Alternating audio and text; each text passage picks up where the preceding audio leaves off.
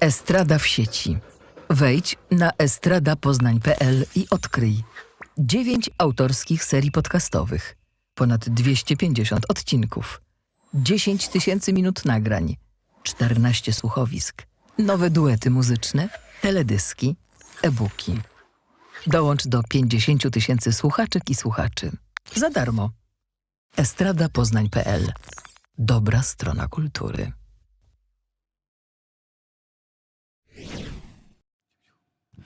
Good morning, good afternoon, and welcome to day 6 of the 14th International Animated Film Festival Animator 2021. You've done really well. Thank you. This is a Q&A for the International Animated Series Competition Set 2. And with us today we have creators of 2 of the movies from those sets. Please welcome the creator of Silent Tales, Mr. Simone Angelini. Hello, Simone.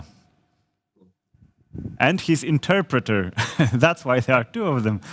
And on the other side of the screen, we have Fabian Mosele, the creator of Smart You. Thank you. Hello. Hi, guys. The first question is not really a question, but a request for you. Fabian, maybe you can start. What would be the one key sentence to sell your movie to the audience? What is Smart You? I feel Smart You is like Black Mirror, just an animation and a lot more colorful. Okay, great. Simone, the same question. How would you describe your film in a single sentence? Io risponderò in italiano, perdonatemi, e c'è Mattia che traduce. I will be the translator. I'll say I'm sorry if I'm not talking in English, and I'm here with me in this case for the translation. No problem. Vogliono sapere se tu volessi vendere il tuo cartone, qual è la frase che potrebbe permetterti di farlo. Okay. Una descrizione concisa. Sì, è un cartone che mi ha divertito molto nella realizzazione e spero che sia altrettanto difficile da comprendere per chi lo visiona. Okay.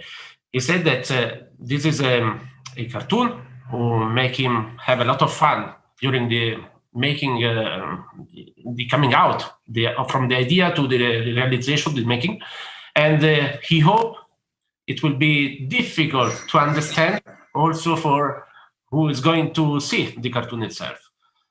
Okay, so let's stay with you, Simone, for a second. You are foremost and well known for being a comic book artist. And it seems to me that the cartoon, these Silent Tales, would also work quite well as a comic book, like an album containing those multiple stories. But what caused you, and what happened that you decided to use animation instead? And what other possibilities does it give you for this kind of storytelling? Evidentemente sei famoso per quello che hai fatto come disegnatore, però anche questo sta riuscendo a vendere bene, ad andare bene. Vuoi sapere cosa ti ha fatto fare questo step e quali potrebbero essere quelli futuri? Sì, con l'animazione, diciamo il passaggio dal fumetto all'animazione c'è stato per una questione sia di sperimentazione, quindi trovare nuove strade espressive. Okay. The first step was in looking for a new way to express, a new path for the expression of what he was feeling and was doing already with the designing of the comics. E l'altro invece è una necessità, perché cercavo un modo per realizzare dei book trailer dei miei fumetti che insomma avessero un qualcosa di molto, come dire, stretto con il contenuto del fumetto stesso. And on the other side there was the necessity to find a way to make, how to say, something like coming out from the design, from the comics, having also a very close origin with the comic itself. Not something too far away from the comic, but something graphically with the idea that is from the comic transfer to something graphic and active, like can be a cartoon. per la promozione come book trailer. Yeah. And also because it was a necessity as a book trailer for the promotion of the comics, and the step for the. Very good promotion. I would buy that comic book. So, job well done. Thank you. Okay, Fabian, a question for you. You mentioned Dark Mirror, and that is kind of what we wanted to ask before even you said Dark Mirror, because your short stories, Smart You, they present that the access to technology and information can become kind of extreme. And that way, the movie can shock a bit, because here we are watching this nice, colorful animation, and then something really scary almost happens. So how important was the shock factor? How much did you want to shock the audience? Yeah, that was a lot. I already had that in mind from the beginning. I wanted to have that shock point where I wanted to create something which seems a cartoon, an advertisement, something that nothing chaotic will happen, and then just hit it at the end to show that everything goes wrong. And that sequence of storytelling, I was very influenced by the Don't Hug Me, I'm Scared series. I don't know if you know it. It's That was another question I wanted to ask you, because that was the first thing that popped into my head. I thought, that guy watched Don't Hug Me, I'm Scared, but wanted to do in CG. Right, yeah. That's totally it. Like, I loved all that series and all those little Easter eggs they put in everything, and I wanted to. It was a great inspiration. Okay, so did you test your ideas on someone? Was it like, oh, that's not scary enough, I have to, crank it up, make it more scary?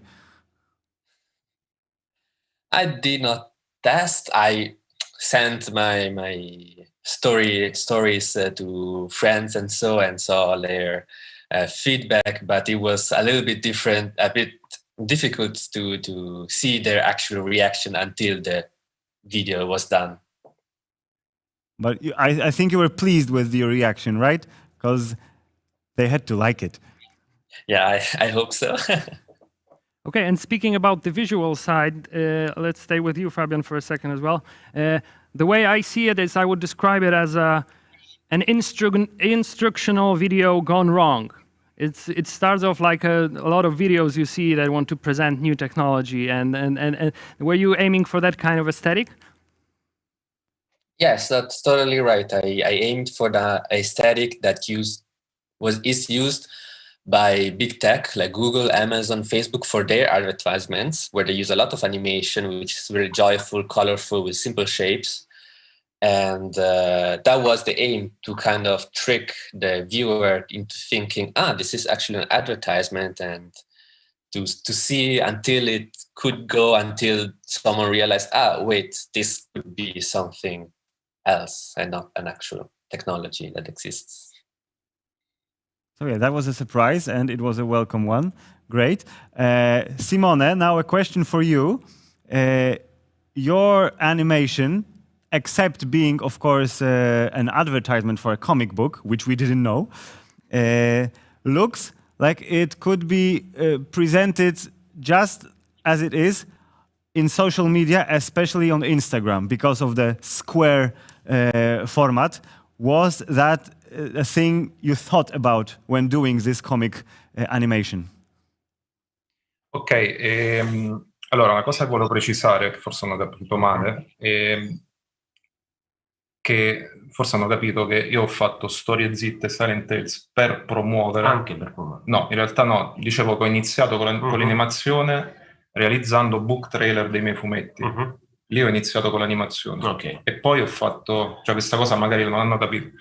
Per Instagram in realtà il formato quadrato prende il formato che solitamente utilizzo per i fumetti. Okay. Quindi il fatto che sia quadrato è facilmente adattabile ad Instagram o ai social network, è una bella coincidenza che comunque ho sfruttato perché è caduta dall'alto, cioè non era voluta, ma poi l'ho ritrovata. Okay. As you can see, I'm not a professional translator, so take the time also. No Well, problem. first of all, we need to be to make a clarification regarding the first question. I mean, it didn't start exactly as a promotion of a comic. Okay. It was a first step. The idea was also to start from, but after take a separate path. Okay.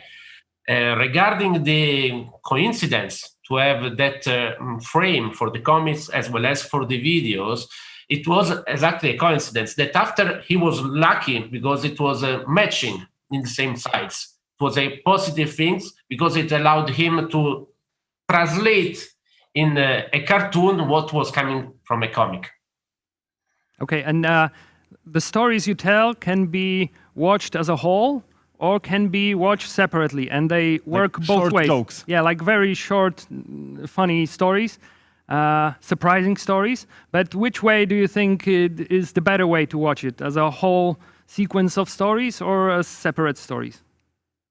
Sì, in realtà sono storie che nascono in maniera separata, però all'interno delle stesse storie cerco di mantenere dei punti di contatto che possono essere determinati personaggi, che magari in alcune sono protagonisti, in altri appaiono casualmente nello sfondo, o dei particolari, come ad esempio viene ripetuto spesso un cappellino da baseball con una scritta, oppure cerco di raccordare le storie più con dei particolari che nei contenuti, perché i contenuti, per una pura scelta, diciamo, creativa, voglio che non siano molto chiari, quindi lascio l'interpretazione più che altro al fruitore dei filmati.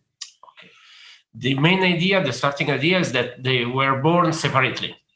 After, together, they can have some kind of connection in some particular details that can be an object that is appearing in more than one cartoon, or some people, some design, some location, whatever it is that is in more than one cartoon. But it is only something that it is just to create a connection, but not a real story to create a full drama. Okay. This is something different also because the need, what is looking for is to create something like, not a confusion, but something like an area of interpretation of what it is in a singular, in any single cartoon. Okay. We understand that. It's better for an artist to leave something to the audience. They have to think about what they've seen and not just be told what they are seeing. Yes. Se vogliamo parlare di fumetto, che è un po' il mio campo d'origine, è come se volessi riproporre quello che avviene nello spazio bianco fra le vignette, che è lo spazio che viene lasciato nel fumetto al lettore per l'interpretazione. Cioè è come se tra le due vignette il lettore nella sua testa immaginasse i fotogrammi che vanno a interconnettere le due vignette. E questa cosa ho cercato in qualche modo di trasportarla nel filmato. It is an attempt to, to translate in a cartoon version what is happening in the comics, that is his original field of application, in which there is an empty space, white space between the frames. In this space, there is the possibility for the readers, for whoever is looking at a comic, to have an interpretation of what is happening between the first and the next frame. And this is an attempt to make it also in a movie version through the cartoon. Okay, thank you. And the same question could be asked Fabian, because your film is also based on a few stories, but they are more interconnected, I think. And do you think that they could be watched separately? Because each is getting more and more extreme, and they are interconnected, but I think they could work as a separate entity. Each one has a clear message. Yeah, each one has a clear message. Right. Yes, that was an idea. Like the intention I wanted to do is when I knew in what format I would do my videos, I wanted it to have that each individual story would work in its own and say something in its own and bring a message forward.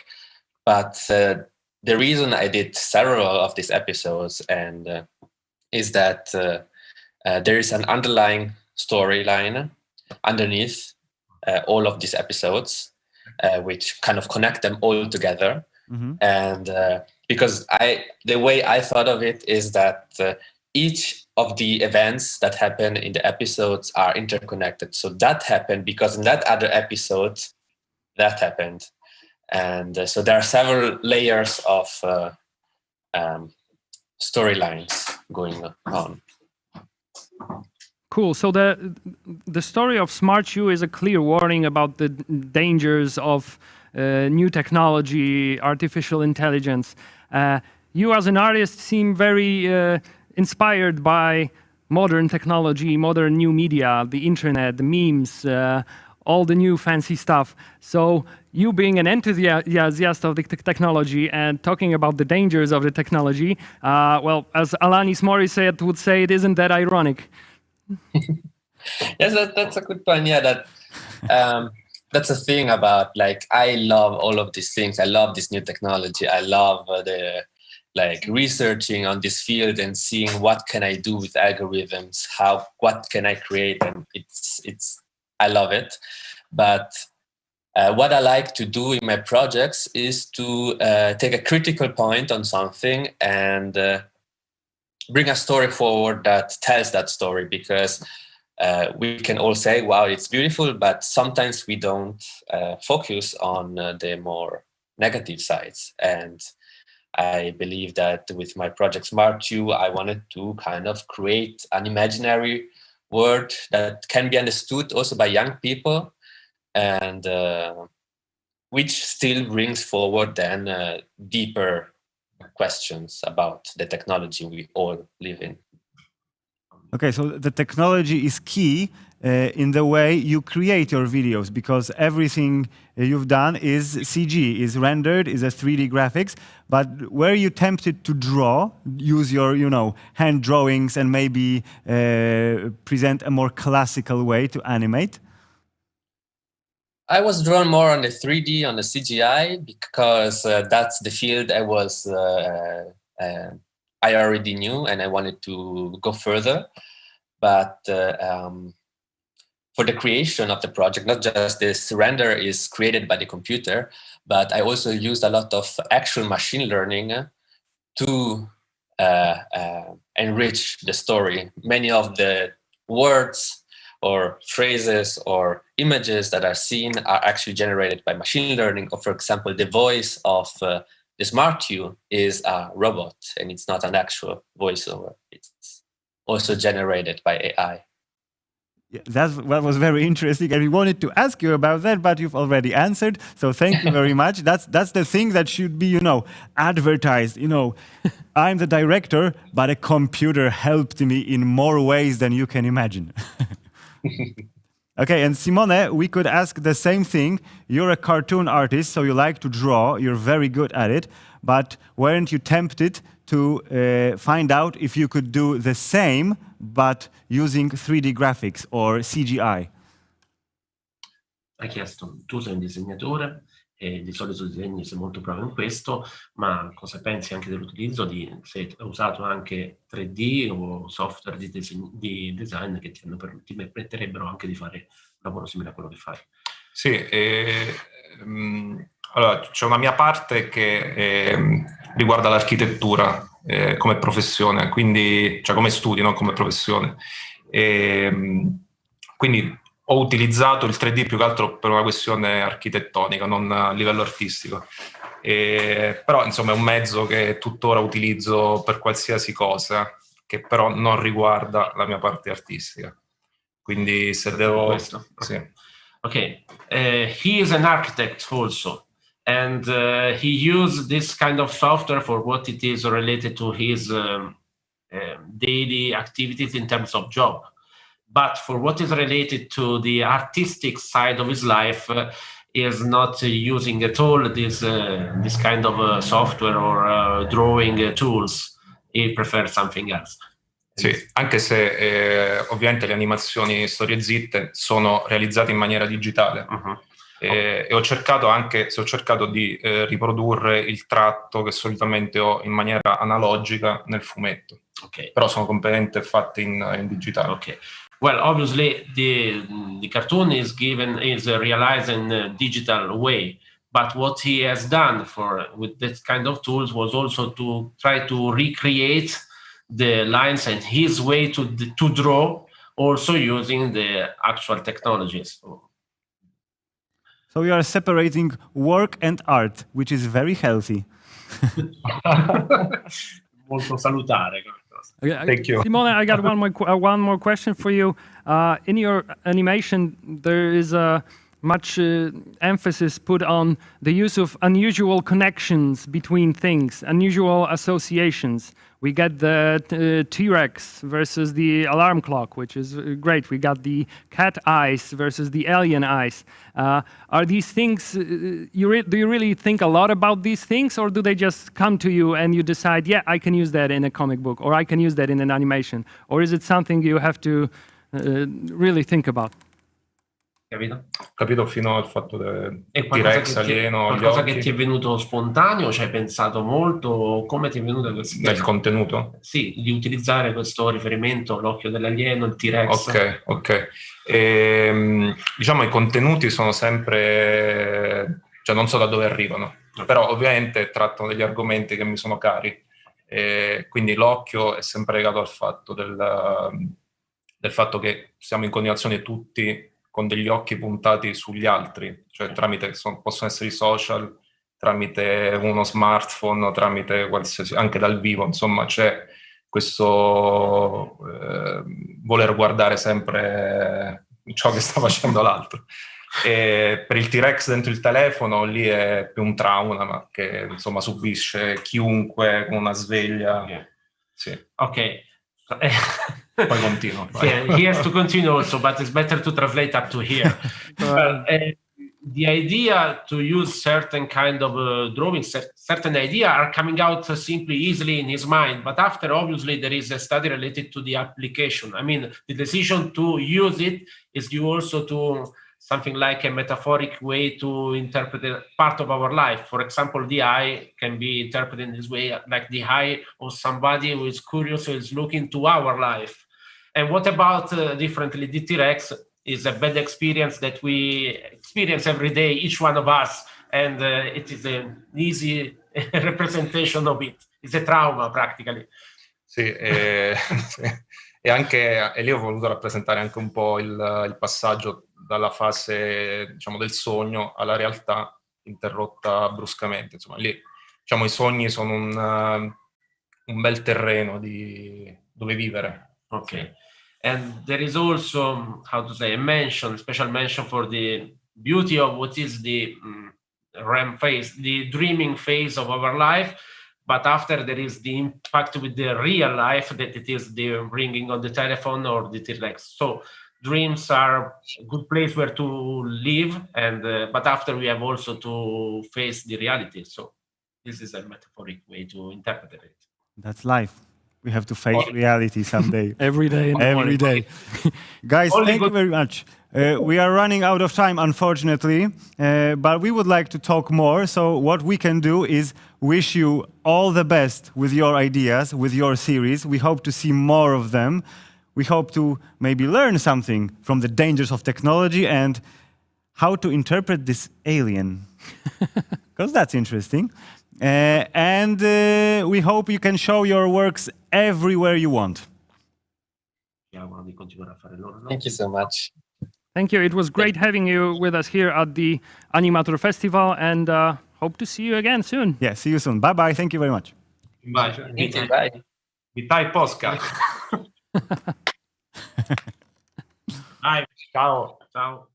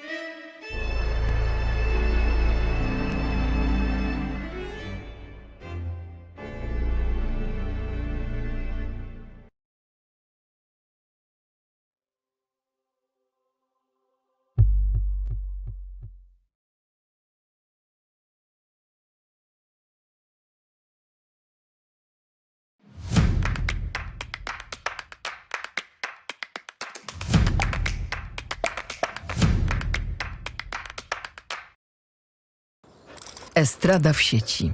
Wejdź na estradapoznań.pl i odkryj 9 autorskich serii podcastowych, ponad 250 odcinków, 10 000 minut nagrań, 14 słuchowisk, nowe duety muzyczne, teledyski, e-booki. Dołącz do 50 000 słuchaczek i słuchaczy. Za darmo. estradapoznań.pl. Dobra strona kultury.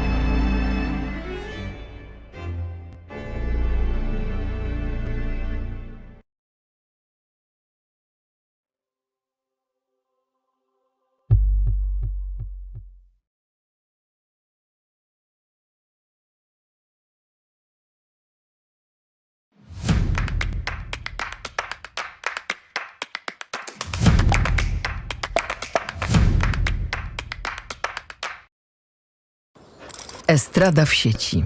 Wejdź na estradapoznań.pl i odkryj 9 autorskich serii podcastowych, ponad 250 odcinków, 10 000 minut nagrań, 14 słuchowisk, nowe duety muzyczne, teledyski, e-booki. Dołącz do 50 000 słuchaczek i słuchaczy. Za darmo.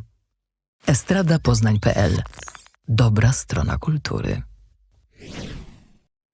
Welcome back. After a short break, we are back at the 14th International Animated Film Festival Animator 2021, and this is a Q&A for set 3 of the International Animated Series competition. You remember Yes. it, great.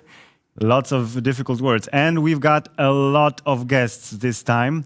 6 windows with 6 artists.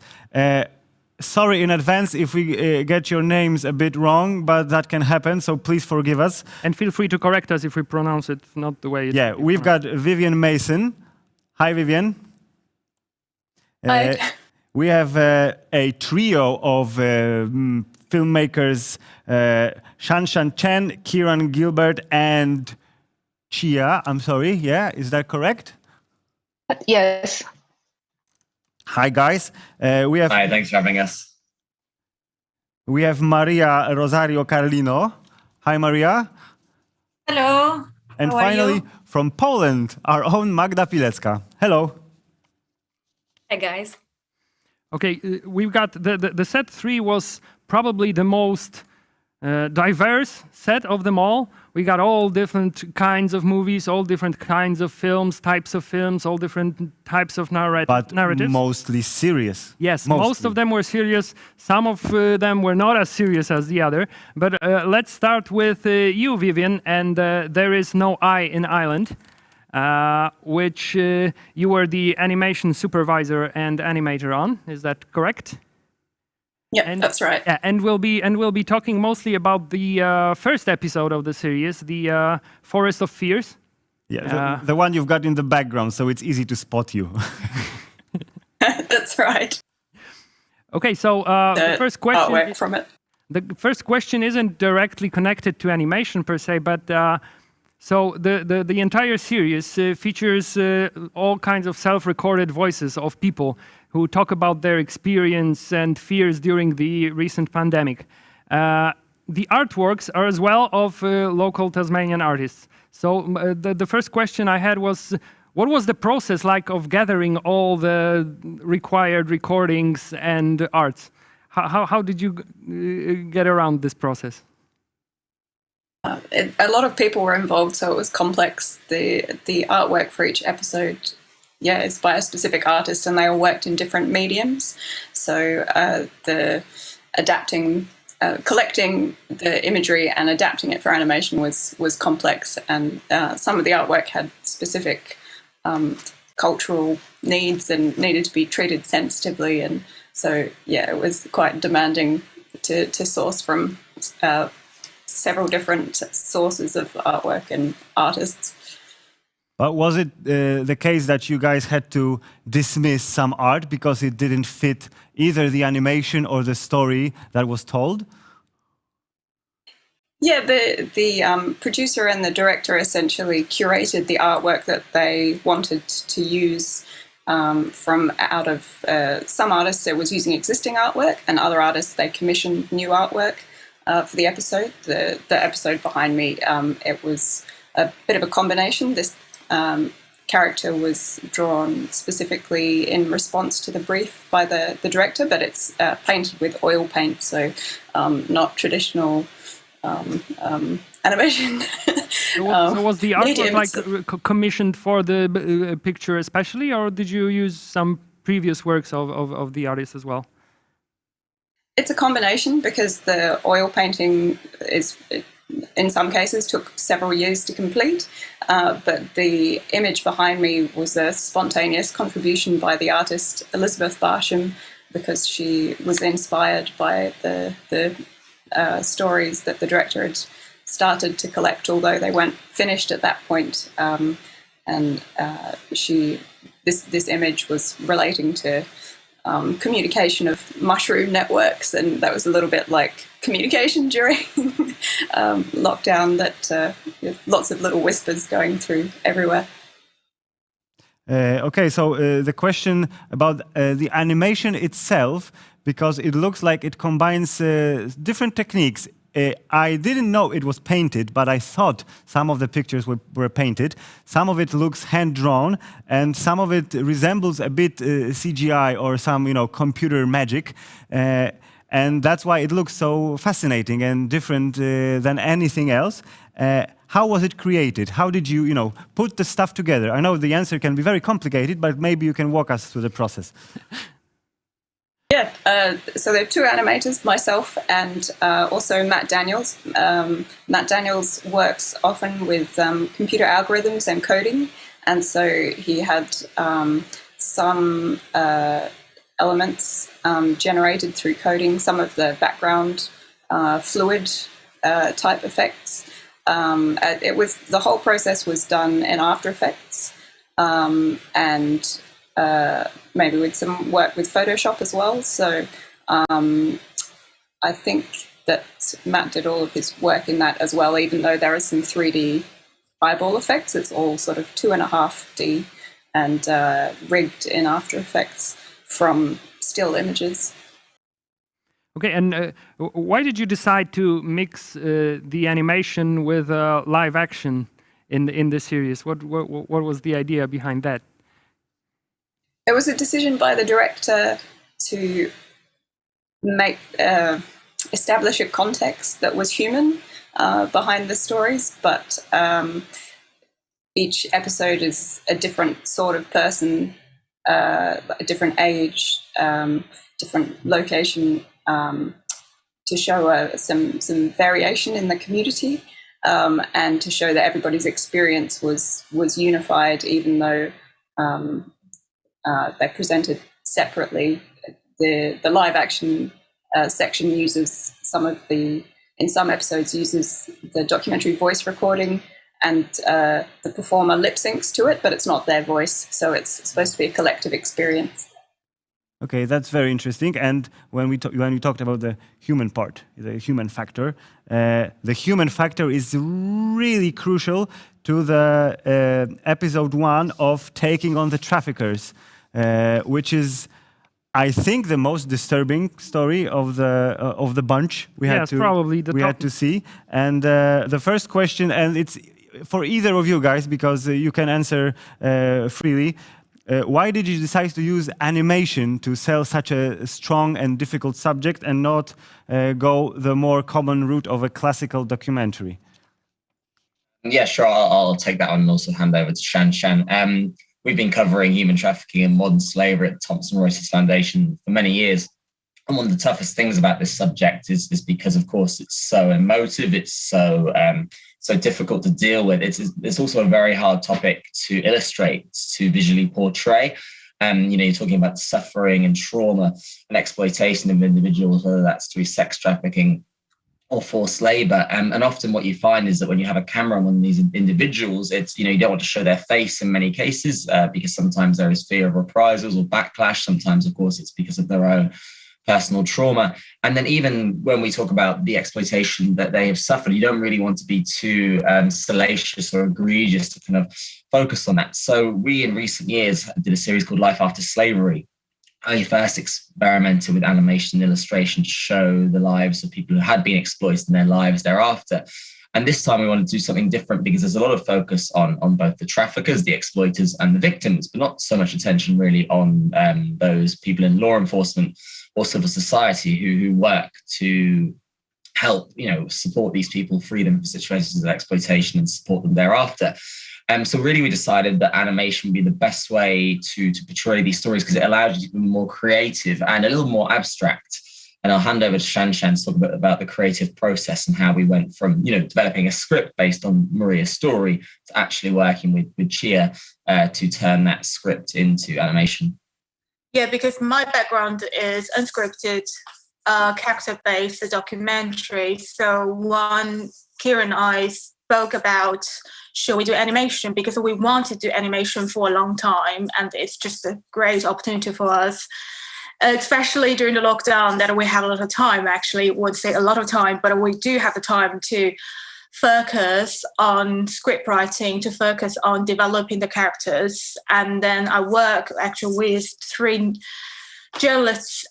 For them, it's really first time writing scripts for animation. So that's a really exciting, I would say, task for them and for me, to how to, first of all, to make a journalist to write a script for, this is not really fiction, but it's really, we take a lot of creative liberty, how to make this as vivid, as empathetic as possible.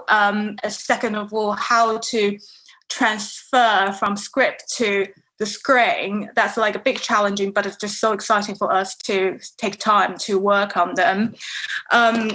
Another thing is, like Kieran just mentioned, because we do need to build that kind of personal relationship between the writers, the journalist, and the character.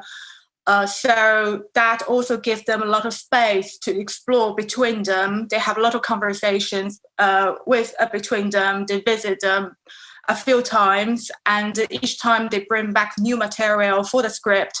And then, as somebody who's quite a visual myself, I would look at the material and saying, okay, how about more details? Should we go back to maybe just look at, do they have some routines? Do they have some habits? Or just like a hand movements that we can establish those people that can, each time we saw this character, we can remember those people, because that's very different from filming someone you can capture at a moment, because you really build those animated figures and make them memorable. So I think we're just quite lucky to have very talented Chia, for example, to animate, to create a Maria. And another thing is, we really want to build this emotional connections between the characters and the viewers. And that's something we also considered when we choose the style of the animation, choose the style of the animator to make those characters most memorable. I don't know if you like me to hand it to Chia to explain a little bit the creative process of creating the characters. Or... Yes, go ahead, because I wanted to ask Chia, what is it like working on a film like that? Because it's really grounded on a sad stories and real stories. So does that change your approach to animating something like that? Yeah, actually, it has been a real journey and challenge for me. I myself am actually a comic author and illustrator, so this is actually my first time doing animation. I mean, of course, I always have the passion for it. And so in terms of comics, I actually worked with other teams to work on stories that's also sort of based on real people's life. Mm-hmm. But this one certainly is a really it's really heart-wrenching. But what so I think one of the thing is, when I create the characters, I have to keep in mind that this is a real person. It's not just fictional. I can go wherever I want. So throughout months, I work closely with Kieran and Shanshan, another correspondent. So we want to keep it true to the real character, but to a degree, we want to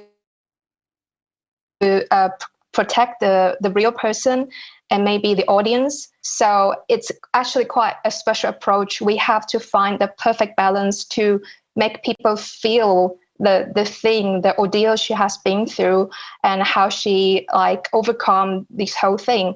But at the same time, we don't want to make it too strong or just too brutal. And yeah, so it has been a real challenge. And I think what's really interesting is that because it is animation, so we can actually go through more of the inner journey, and we can choose the way to convey the story in a more poetic kind of way. So I think that's the power of animation and telling a story like this with animation. Okay, so I think the process of preparing a movie like that is it takes a lot of time before. The so-called pre-production, in your case, is very thorough journalistic work, traveling, making difficult conversations. I would like to know two things. How much real information had to be changed in order to make the real heroes feel safe? And also make the story maybe more universal. Yeah, and how did you get those information? I mean, you had to use help of a lot of other people. Yeah, I think obviously identifying the right character was very important. So our colleague Christine, who's based in Mexico, has covered human trafficking for years, has spoken with many survivors of sex trafficking over the years, and she felt that Maria was probably the best place to be involved in this project because she had really recovered well from the trauma and was now, as you see at the end of the film, was actually working in the prosecutor's office. So she'd kind of come full circle, and she was studying law at university when she was trafficked and was unable to kind of continue her studies after leaving that situation of exploitation. But it took many meetings between Christine, our correspondent, and Maria to gain her trust, to explain the nature of the project, to put her at ease, to say to her, and this is quite rare for journalists to do, to say that if any moment in this process you are uncomfortable or you change your mind at the last minute, we pull the plug.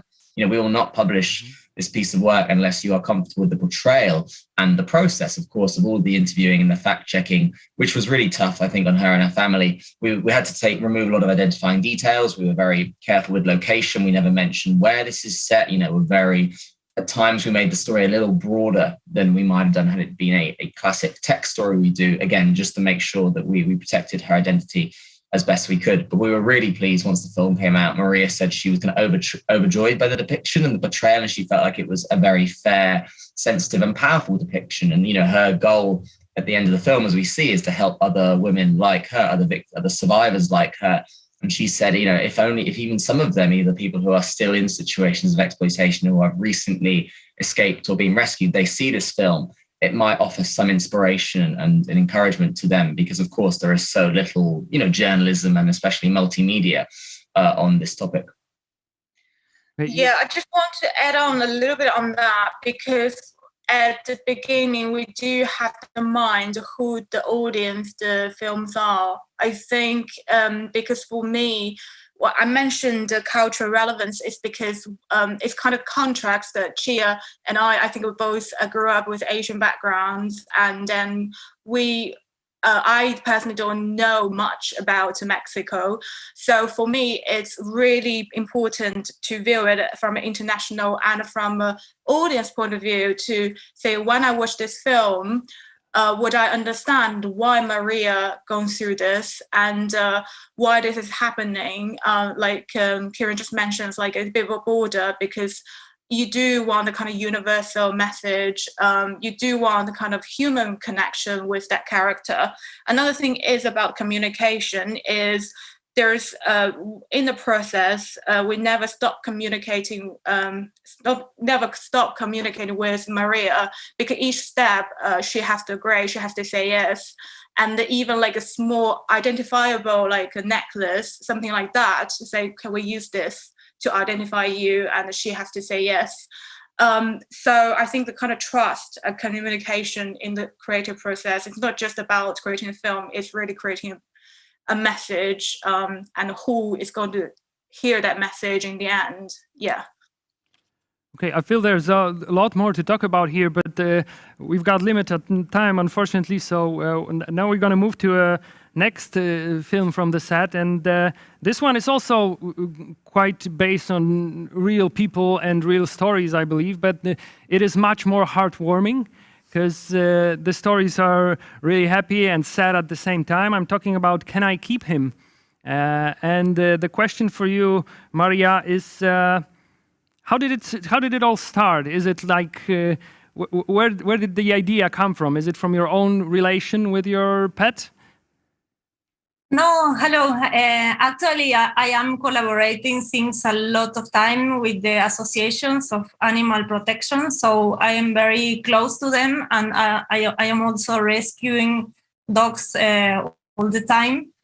So I have a close contact with that. And I am director and scriptwriter, so I'm into animation since a lot of time. And I thought that someday I have to do something together with these two things that are very important for me, the animals and animation. And it all started, actually we were thinking about making something documentary and animation. And it all started when I saw in Facebook one time a post of a girl who is actually the protagonist of this episode, telling the story of this very old dog who was blind and with heart problems. And the post had like 3,000 shares in one day. So I thought, wow, this story is important and people are reacting to it. So I contacted the girl and she agreed because she was also into animals, obviously. And we made a first interview in Skype, and then we traveled to her city and made the final interview. And after that, that was the pilot episode, and now we are producing 9 more episodes. And I have been recording interviews in many countries. So we have one from Poland, one from US, one from Colombia, from Spain, and now we are producing. We want to keep on producing and do much more, and continue making these interviews as time passes. But are the heroes of your stories chosen kind of at random? You spot them on the internet, as with the first episode, or maybe they come to you because the word got out and people heard that they could tell stories about their loved pets? No, actually, I developed a kind of system to gather the stories. Mm-hmm. Because sometimes I found that there were very nice stories, but then the people was not really good at narrating. As I was making an interview and telling, okay, how is your life together? And the other was telling, okay, and I was okay, this is not going to work for an episode. So I developed a system that includes a Google form with many questions that are some are about the life together and how they met. But others are kind of tricky. Like, for example, what does the dog think about you? Because with these answers, I kind of get to know if the people has the skill of narrating a story.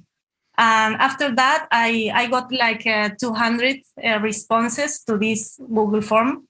And then some of them, I called them and made interviews in Skype. And that way I was knowing if it was going to work for an episode.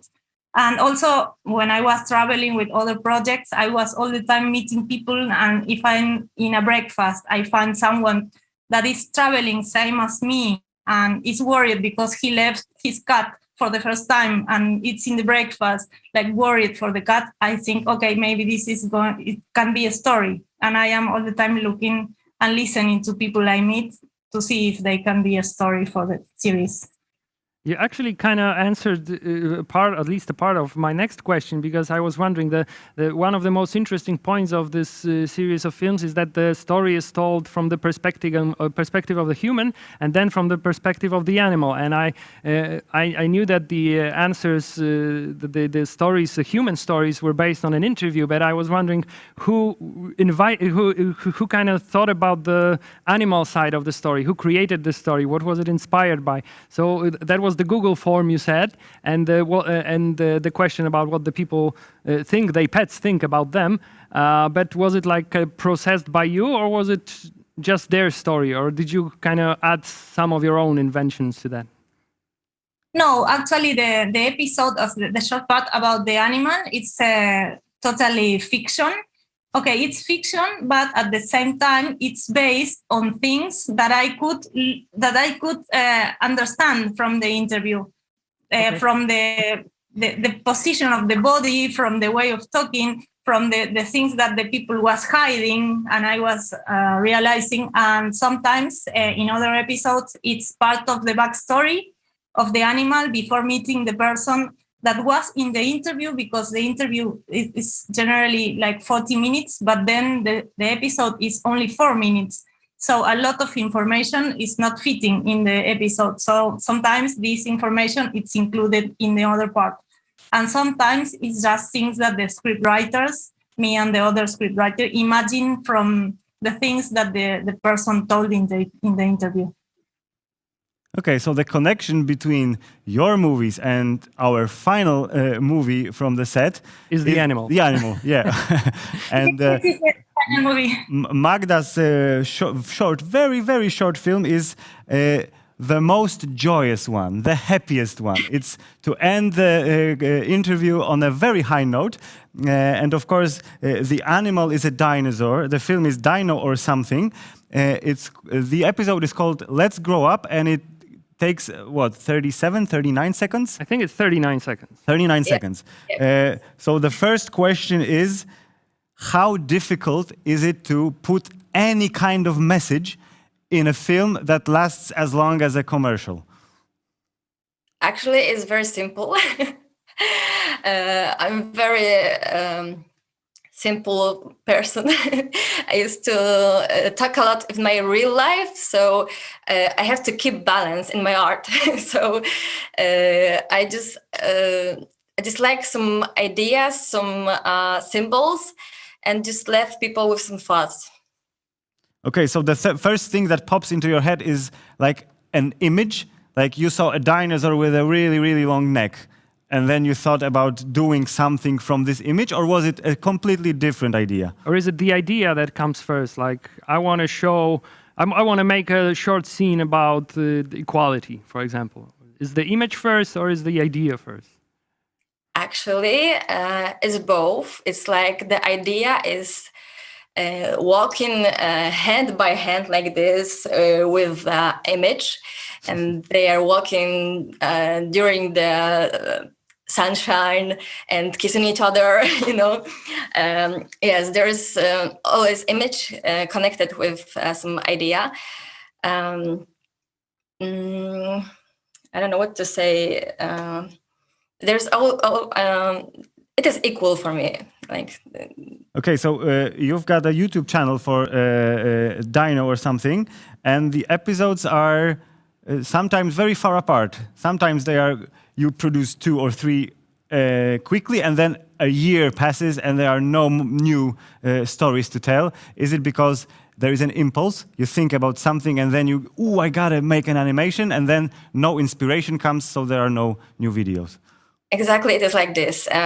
The first episodes comes quickly to my mind. There was a lot of thoughts which I wanted to present to the other people, but last time I'm out of a lot of. I'm not creative anymore. I used to think about my feelings, like I see some. Like an image, and you know what I can say. So I used to call my feelings like an image. Okay. Okay, so you thought you were sad, and you thought about a sad image. You thought you were happy. You thought about a happy image. My sadness was looking like some very sad dinosaur doing some sad thing or something. Yeah, so that's why.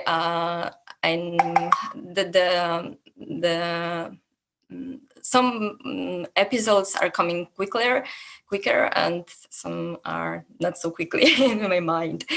Okay. So anytime the inspiration hits. Yeah. And the great thing about the short stories like yours is that they can be seen and interpreted both as just a pure abstract joyful thing to watch. Yeah, colorful dinosaurs. Yeah, colorful dinosaurs, and their necks grows when they're in the rain. That could be a simple interpretation. But then there's probably in every episode there's a hidden message. And is there any way of interpreting that you prefer, or is anything fine with you? There is always some meaning for me, but I don't care as much what people see in it. I have always my own inspiration and my own interpretation, but it's always fine when someone have another vision of the meaning of the episodes. So, like a true artist. you give your art to people and they think what they want to think.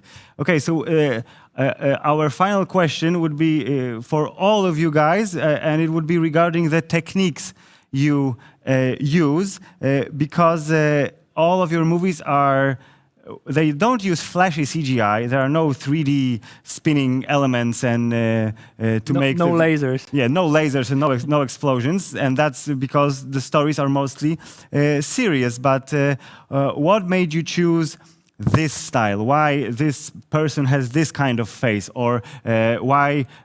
For Maria, the dog, walks funny. Why your movie looks like a hand-drawn, but also a cut-out animation? So I think we should start with Vivian because she was waiting. She was way back. Okay, sorry, Maria. We'll get back to you. So yeah, let's go with Vivian, and maybe how much your own creativity is put into the images that you guys procured from other artists.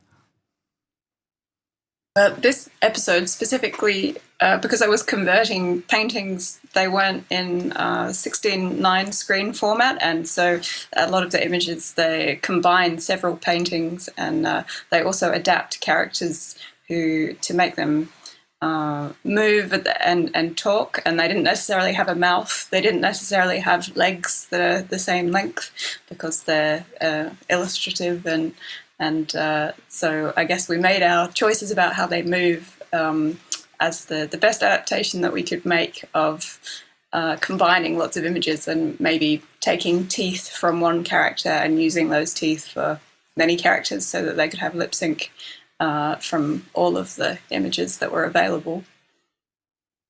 Okay, thank you. Maria, how about your cut-out dog? Yeah, that dog, especially, he walks so funny because the real dog was walking very funny in reality. Actually, the owner was telling me that the dog was walking like a goat, like a little goat that has no joints in the legs, so like doing little jumps. And so we studied a lot the videos of the real dog that was already dead, but she had a lot of videos. And we tried to reproduce as much as we can the way of moving. Also about the cutout techniques, okay, I am always inspired by Soviet cutout animations, the old ones, and I love them. And I wanted to do something with this technique, but of course, in terms of the budget and the schedule, if I want to make a series with many episodes, it was not possible. So I tried to reproduce this look, doing everything handmade, the papers, the painting and everything, but then animating in After Effects, trying to copy a bit this stop motion look effect in the animation style. Okay, great. Okay, Gia, you kind of answered the question about the style already, so I wanted to ask you, how many iterations and tries have there been before you nailed the look that you wanted to, and how much of a cooperation it was between the three of you? Yeah, the producer said, no, she's too cute, you have to change it. Actually, I think at the character design stage, it was actually we came to an agreement quite quickly because we agree on like some very important key elements. For example, Maria should be designed in 3 different stages. Like when she was young, in a past time, she was more of a delighted young girl and she was in love. And then when she was in the shelter, she's like in a completely different stage, like emotionless. And then in the future, later on, after she overcome what happened to her, she should look more mature and tougher and stronger. So when I started designing the character, I went for that approach.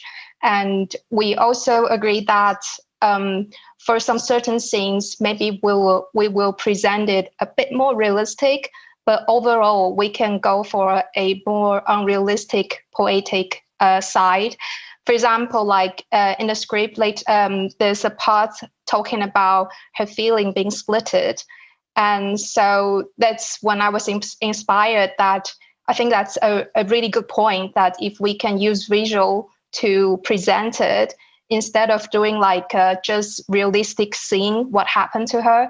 And so when I proposed to do this unrealistic way, and Shan and Karen, they quickly agreed, because I think from the early stage, we talked a lot about the story on the script. So I think we were on the same page kind of quickly. So overall, I would say it's a really cooperation between like all of us. Great. And Magda, finally for you, it looks as if the movie is very short, so you had to use the techniques that would allow you to make it quickly. They are very simple and hand-drawn. Sometimes the simplest design takes takes very long days. I know. Didn't you want to use a computer-generated dinosaur? It would be available for just one click. No, my little creature came to me at night when I was sleeping, and that's all. They just appeared in my head. And you wanted to draw it and not render, because renders are soulless. Maybe. Oh my God. Maybe they are. Okay, guys, I think that our time is slowly running out. So what we can do is wish you all the best with your creations. Shen, Chia, and Kieran, thank you very much for joining us. Vivian, Maria, and Magda as well. And hope to see your works everywhere in the world. Yeah, they are all great films and definitely worth seeing. Thanks a lot. Thank you a lot for being here with us today. Thank you for your time, and hope we'll get to see and talk to you again in person at the festival. That's right. I am at the festival, and I haven't seen you. Well, not right now. You're not. Yeah. Magda is cheating because she's from Poland. Hotel, which is connect with the festival. So great. So thank you, guys. Have a great day and see you soon. Bye. Thank you. See you. Bye-bye. Bye.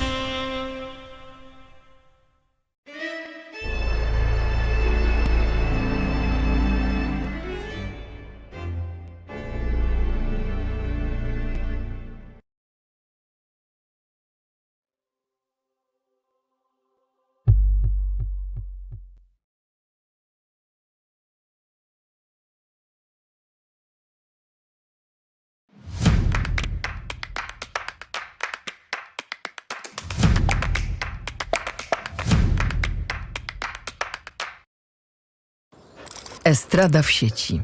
Wejdź na estradapoznań.pl i odkryj 9 autorskich serii podcastowych, ponad 250 odcinków, 10 000 minut nagrań, 14 słuchowisk, nowe duety muzyczne, teledyski, e-booki.